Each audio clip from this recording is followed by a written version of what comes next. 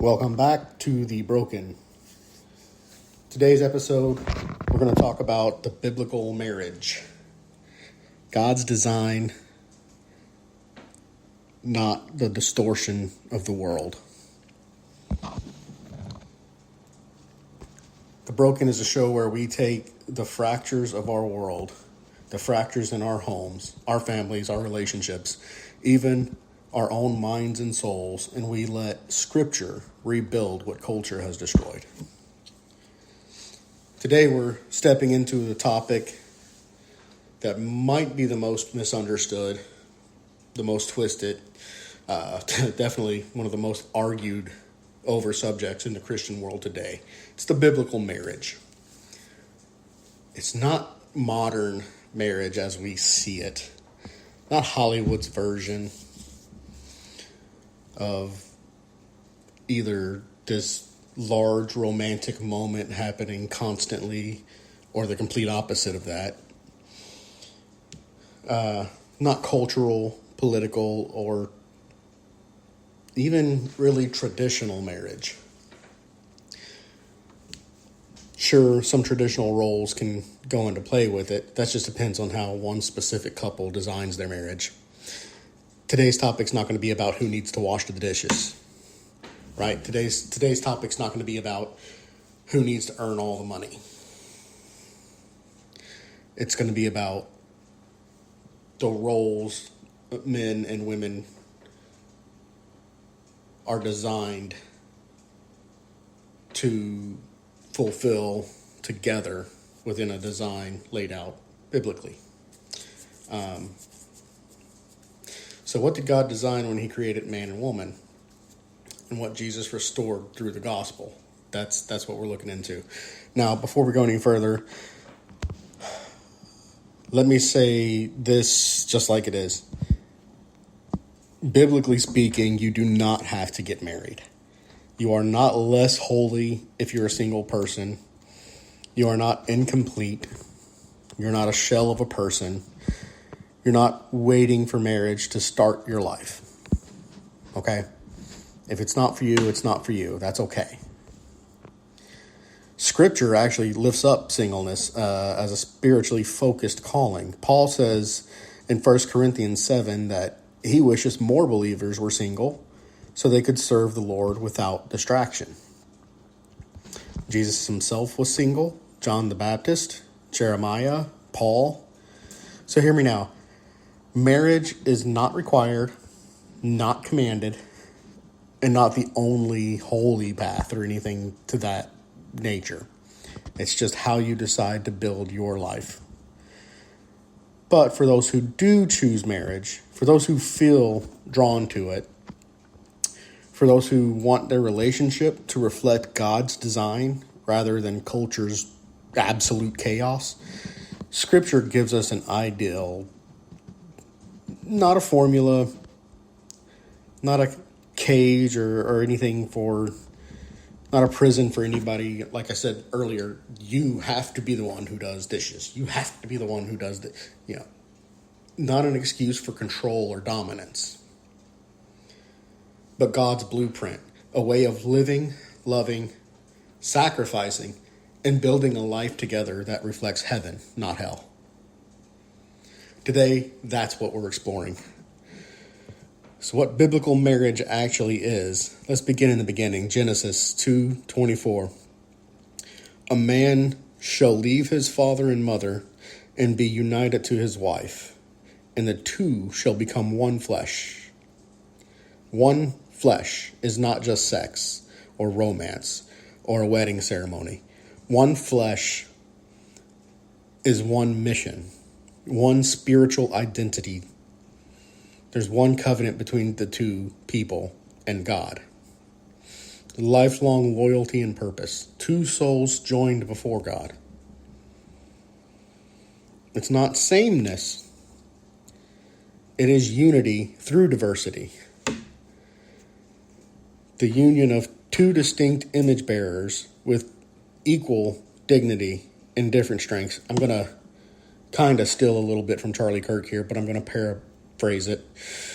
One thing he said a while back is diversity is not our strength. I don't really recall everything he had said at that point about it. But unity through our diversity, that's where strength comes in, where we can unify as different people. And black, white, Asian, Mexican, that list goes on. I think probably two of the most diverse people in the world are men and women. So, the world talks about marriage as a contract. God describes it as a covenant. A covenant is deeper, it's binding, it's sacred and eternal. And marriage, especially Christian marriage, is meant to be a living picture of Christ in the church. Ephesians 5:32 calls it a great mystery, meaning marriage is not just a relationship, it's a story God tells through a man and a woman. Let's cover the role of the man a little bit here. Now let's talk about within the marriage, what the biblical man is. He's not the cultural man. He's not Macho Man Randy Savage. He's not controlling. He's not Mr. I'm in charge, listen to what I say. The Christ-shaped man, and that's who he is. Ephesians 5:25 gives this command: husbands, love your wives, just as Christ loved the church, and give yourself up for her. That's the standard. Sacrifice. Not ego. Sacrifice. Not your own comfort or your own authority. Sacrifice. Biblical headship is sacrificial responsibility. Let me repeat that. Headship is not superiority, not domination, not control. Headship is taking on the heavier burden so your wife and children can flourish. It is leading by dying to yourself. Die to your own wants. It is protecting even when you're tired, when you're weak. It's serving without applause. And believe me, fathers and husbands, oftentimes you won't get any applause for what you do. It's going first, not just into that battlefield of protection, but in forgiveness, and then humility and love. Jesus washed feet. The world flexes muscles. Jesus laid down his life. The world demands compliance.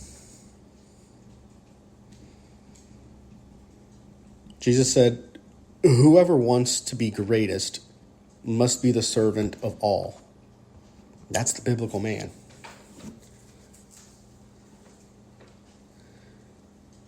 Here's where the real clarity comes in. Worldly headship versus biblical headship, okay? Making a big decision. You know, in the world, it's, I'm the man, I'm making the decisions, and that's final. And it doesn't matter what you say or think, you just fall in behind me because that's what you're supposed to do.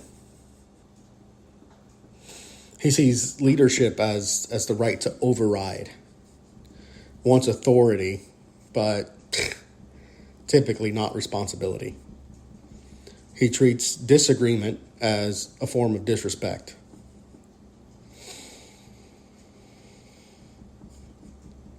I can say this from experience. I've definitely formed the opinion that being disagreed with was somebody disrespecting me, or that when somebody came at me in a manner that goes against what I was saying, like, you don't see what I'm seeing, you don't understand what I'm understanding. Wow, you're so disrespectful. It's not that. They're just not me. It's not disrespect. It could be disagreement. But coming at me with that disagreement is respectful. It's respecting what my opinion is and discussing her own. So believe me, that worldly man,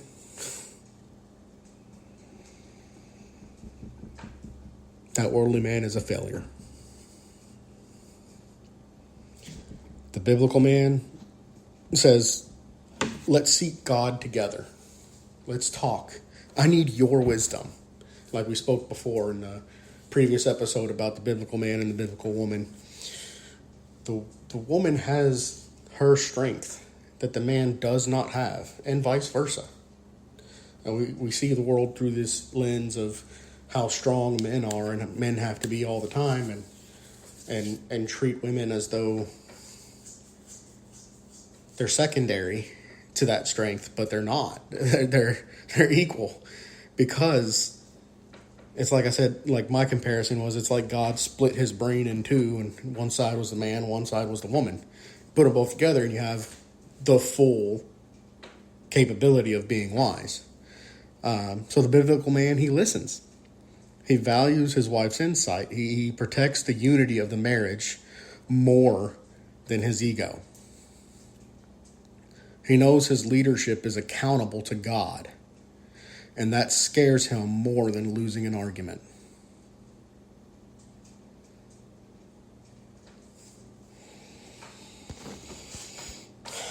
The way we look at handling conflict from the perspective of a more worldly man, he's raising his voice.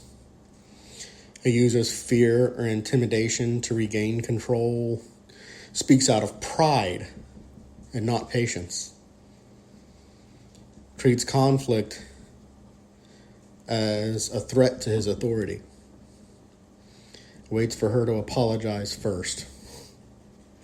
God, so many times I kind of go over some of this and I think about how I've felt in marriage.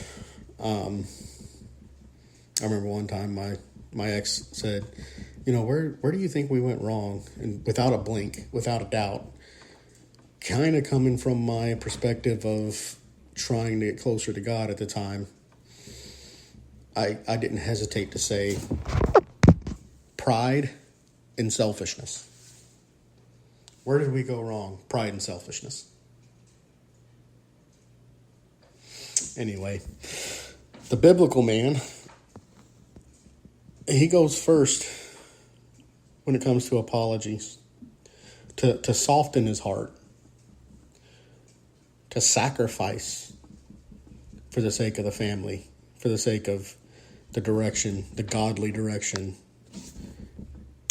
that God has that marriage's path on. He's the first to extend grace, not because he's weak, but because he's strong enough to control himself. Jesus called meekness strength under control. Meekness isn't timid or passive or soft. We talked about that one before as well. It's powerful, or it's power restrained for the good of others. It's authority that you have submitted to God. It's emotional strength governed by the Spirit. That is why the meek inherit the earth. Because God entrusts real influence to those who can handle real power without abusing it.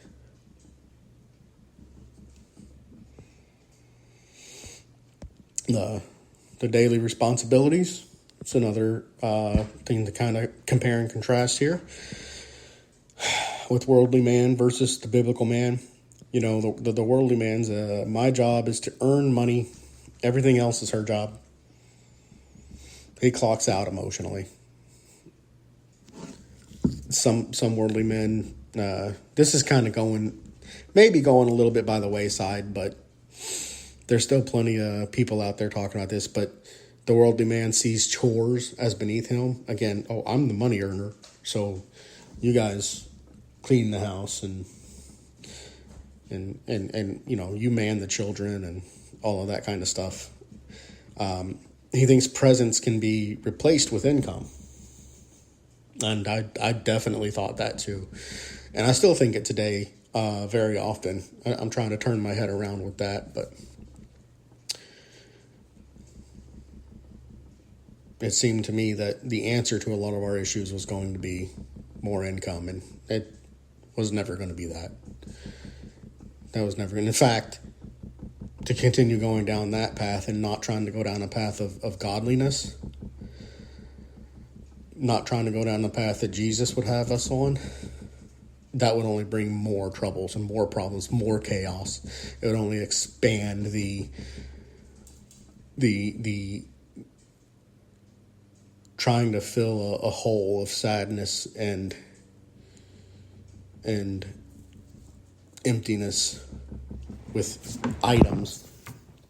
Well, as you try to fill that hole up with items and money and those sort of things, it only breeds a bigger hole. You've got to fill it up with God. There's nothing else there to fill that hole up with. The biblical man, now he can share the load, so he doesn't have to be the only one to earn money. He also doesn't have to be the only one who carries all the weight. He comes to her for strength and guidance. So she kind of helps carry the load in that respect. He steps in cheerfully to take the load when he needs to. He protects his wife from burning out. Serves without keeping score. There's no, well, I emptied the laundry yesterday, or what, any of that. He creates a home where everyone feels safe. He leads by lifting up, not by shouting out.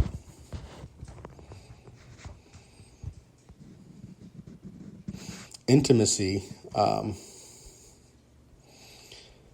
Well, the worldly man, we all know what I mean by intimacy, believes intimacy is owed to him, treats it as an entitlement, sees it as, this part's always been kind of sad and sickening to me, he sees it as a reward for good behavior. I was a good boy. No, the biblical man knows that intimacy grows in safety, emotional connection, sacrificial love. His approach is tender, and patient and gentle. He creates safety, not pressure. The bottom line about biblical manhood is the worldly man wants power, where the biblical man wants the responsibility. The worldly man demands respect. The biblical man earns it and is given it. The worldly man controls through fear. The biblical man leads through sacrifice. The worldly man wants to be served as the person in charge, as the king, as the head of the household. The biblical man serves first as a follower of Jesus, as a washer of feet. The next part we're going to discuss for a moment here is the role of the biblical woman. So let's talk about her. This is where culture likes to get loud. It's where the world has twisted scripture. Stereotypes and abuse have wounded countless women. But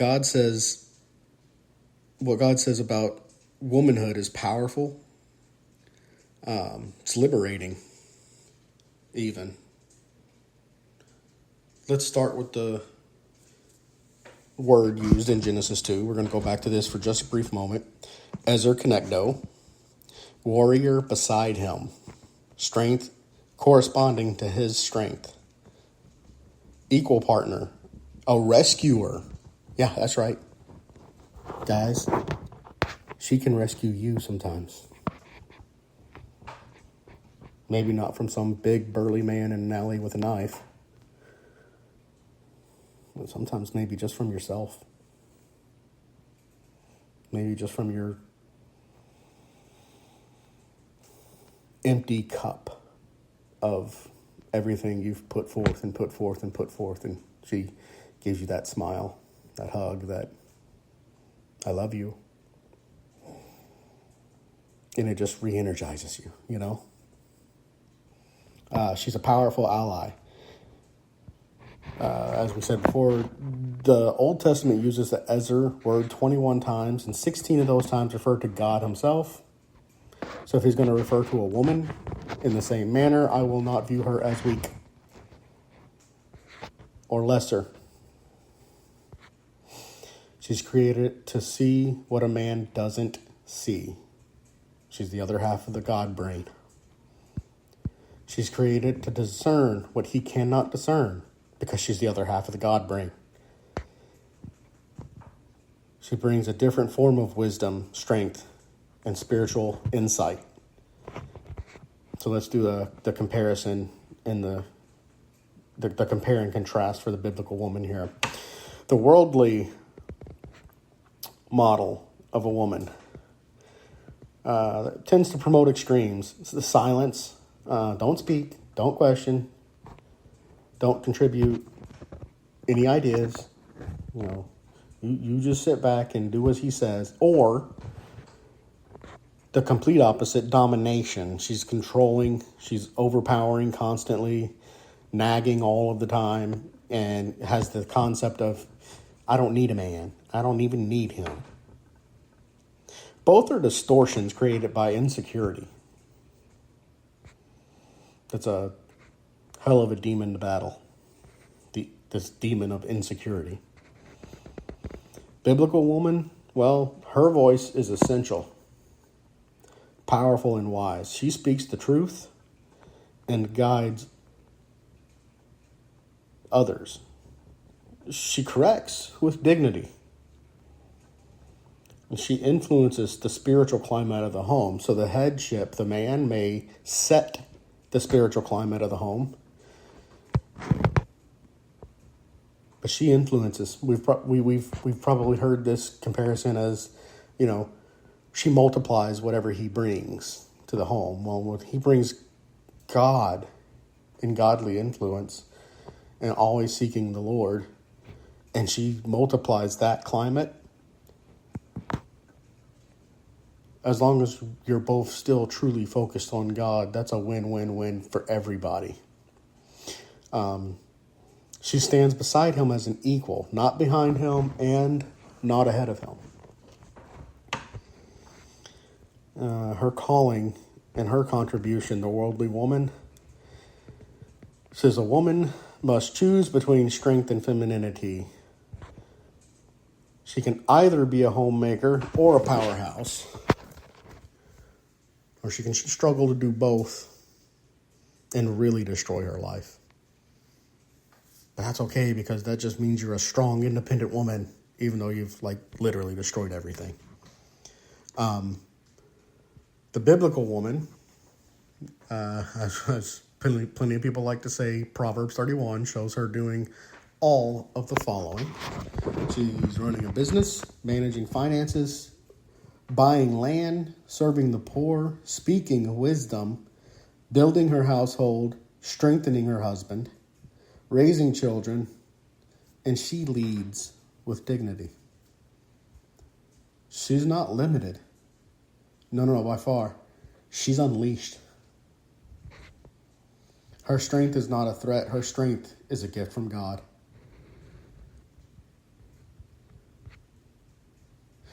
Let's look into their unity and their partnership and this dreaded word to some, submission.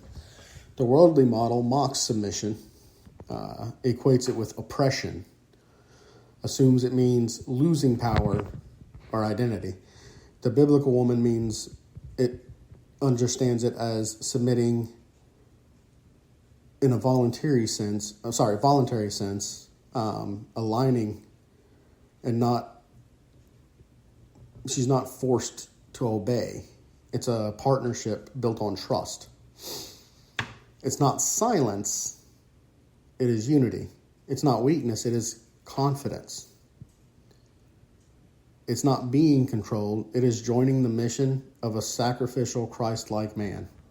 See, where he sacrifices himself and puts Jesus as the true head of everything and tries to follow under Jesus's influence. So does the woman. And when there's contention, but it's something that can kind of go either way,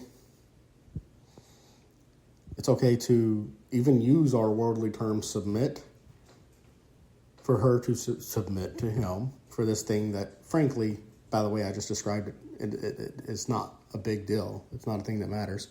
And guess what, guys? It's okay for you to submit to her too.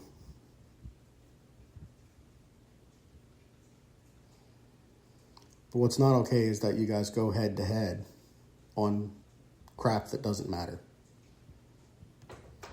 Biblical submission is impossible to abuse in a truly biblical marriage because the husband is required to lay his life down for her. Her strength and identity, again in the worldly model of a woman, says gentleness is weakness. Says that if you want to be a strong woman, you have to be masculine. Says emotions are liabilities. Ladies, this is a lie that men have dealt with for generation upon generation upon generation, and it's come to your doorstep. The biblical woman knows her gentleness is power. Her compassion is influence. Her intuition is a spiritual weapon to strengthen the home. She knows her emotional depth is God-given radar.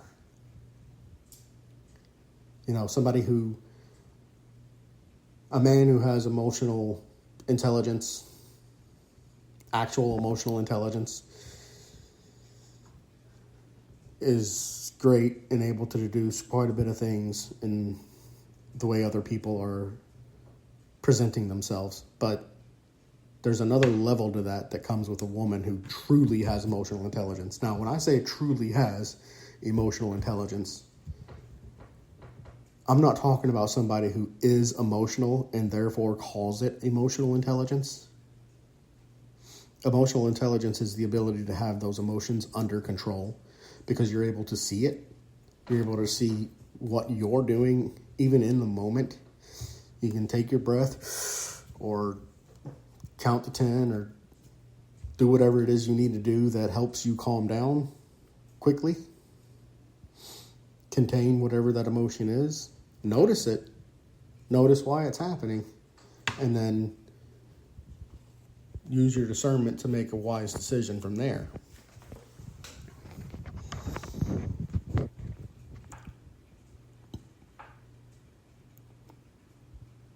I say that because this concept of emotional intelligence is really self-regulation. When you also see what's going on with other people, oftentimes you can start to depict what they're doing, and women just have that, and generally speaking, leaps and bounds above men. There are times that I can say, yeah, that guy's probably angry.